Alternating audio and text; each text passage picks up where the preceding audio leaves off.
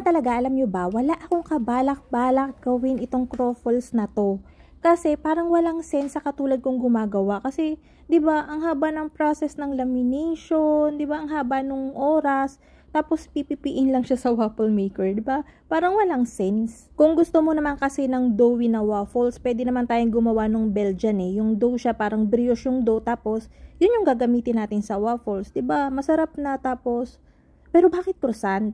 Kahit nagte-trending to, no, talagang, ay nako, hindi ko yung gagawin kasi pinaghirapan ko tong croissant na to. Gusto kong makita yung tayog niya. Gusto kong nakikitang umaalsa siya. Gusto kong nakikita yung layers niya.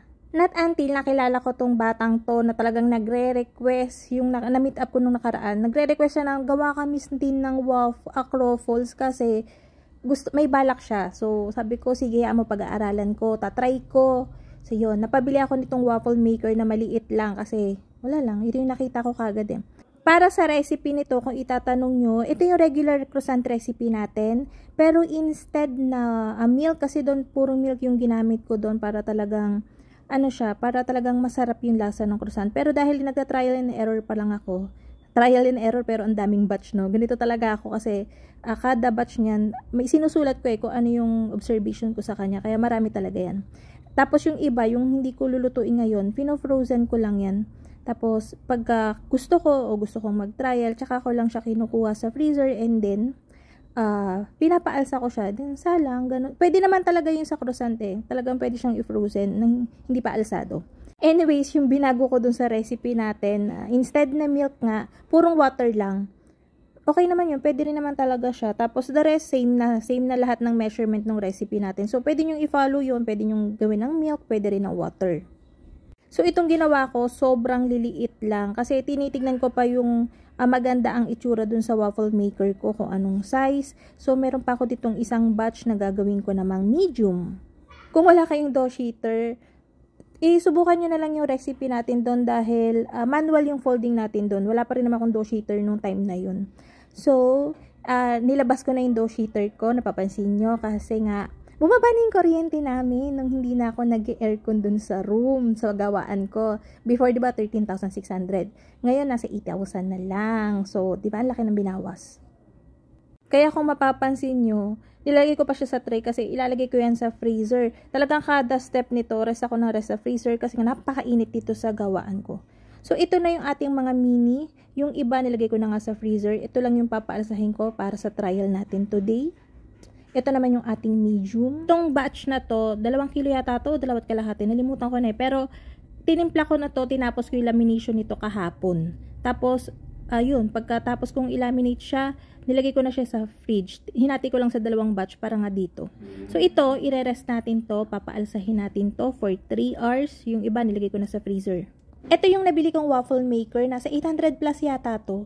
So, yung mga ganito, yung mga lumalabas ngayon, kadalasan, non-stick na yan, hindi mo na kailangan mag-butter or oil dun sa loob. Pero kailangan mo siyang i-preheat. Ito, pinireheat ko to ng nasa 5 minutes, kasi usually naman talaga dapat ipinipreheat. First time ko lang to, pero nangangapa pa lang talaga ako. Pero sa tingin ko naman, nagkaigi naman ako, nakuha ko naman siya.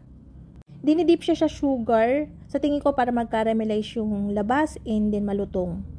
So, yan. Tumagal lang to ng nasa, yung maliliit, tumatagal ng 3 to 4 minutes. And then, ganyan na siya. Ang ganda. Akala ko talaga, sa una, magiging mabigat siya. Kasi nga, diba, pinipit natin yan. So, kadalasan pag napipipit ang croissant o kaya yung mga tinapay, bumibigat. Pero, nagulat ako kasi light pa rin siya. Super light, super gaan pa rin niya. Yun. Kaya nakakatuwa. Yung mga naluto natin, nilalagyan ko ng brush ng melted butter para mas sumarap. Tapos, ito na yung ating medium size. Nakakatuwa, maigi na lang nagtry ako ng medium size na ganito kasi ito talaga yung parang perfect na size. Nakuha ko siya. So, yun. Happy ulit. Kung sa maliliit, siguro next time, maglalagay na ako ng cheese o kaya ng chocolate chip sa loob. Tapos, yun, papaalsahin ko siya and tsaka ko siya lulutuin sa waffle maker. And then, ipipresent ko na lang siya na nakabalot ng plastic. Yung cute na plastic naman. So, yun, business idea, tapos yun na, ibebenta ko na siya ng ganun. Hindi naman siguro siya titigas o kukunat ng pagka basta pinak mo kagad siya ng after lumamig. So, yun, gandang idea lang. Itong medium size naman, syempre, yung kadalasan, ginalagyan ng cream, tapos ng toppings. Meron na rin akong container para dito. So ito, since pambahay lang naman to, dahil trial and error pa lang, nag-brush ulit ako ng melted butter dyan, and then i-drizzle ko na siya ng maple syrup. Favorite ko talaga to, yung maple syrup, kaya ito lang talaga yung kinain ko. Pero kanya-kanya naman yan, hindi na ako mahilig sa matatamis kasi syempre baker na ako. Pero ang ganda pa rin ang loob niya, nandun pa rin yung lamination, kita pa rin naman kaya okay lang din, nakita ko pa rin yung pagod ko kahit papano. And honestly, hindi na masama, kasi alam niyo yung croissant, yung regular croissant natin ay, mas gusto ko kasi ginagawa talaga yung Danish na, kasi kahit malipasan siya ng isang araw, malambot pa din, masarap pa din. Ito kasing regular croissant, once na lumamig na siya, kumukunat na siya, nawawala na yung pagiging crispy niya. Pero, alam niyo yun, pagka naging ganitong Belgian waffles, etong gawin natin siyang waffles, parang okay pa din crispy pa rin siya basta maipak mo siya ng maayos Kaya ayun, napatunayan ko naman na hindi lang siya ina-hype masyado. May sense din naman kung bakit gusto siya ng tao, kung bakit siya nagte-trending kasi masarap. Yung iba kasi alam niyo yung nauuso ngayon, 'di ba? Yung basta lang ma-hype, pero pagka tinikman mo hindi naman talaga masarap. Ito, approve.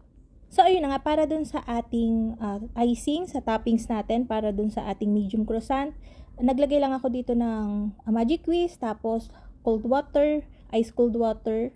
Masarap siya, lasa siyang ice cream, kaya okay lang din ito ang pang-icing nyo. And then, mas gusto ko siya kasi, kunyari, nagtitinda na tayo. Once na nabuksan mo kasi yung mga liquid form na whipping cream, may shelf life na yan madali na yung masisira. Ito naman si Magic Whisk, kahit ma-open mo siya, okay lang siyang i-store mo sa room temperature nang hindi ka mangangambang masira. 'Di ba? Ang laking kabawasan na yun sa iniisip mo kung sakaling magnenegosyo ka nito. So, ayun na nga, super stable din siya.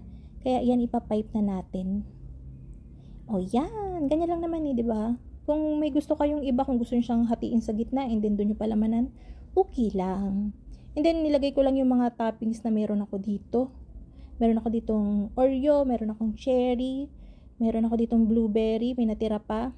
And then, yung ating ginawang caramel, nandito pa. Kapag malamig na yung caramel nyo, kasi sa ref ko talaga siya ni-store, and gusto nyo siyang i-drizzle, gusto nyo siyang i-drip, o kaya kahit sa cake, mina-microwave ko lang siya for 30 seconds, and then yun, pwede na siyang i-drizzle.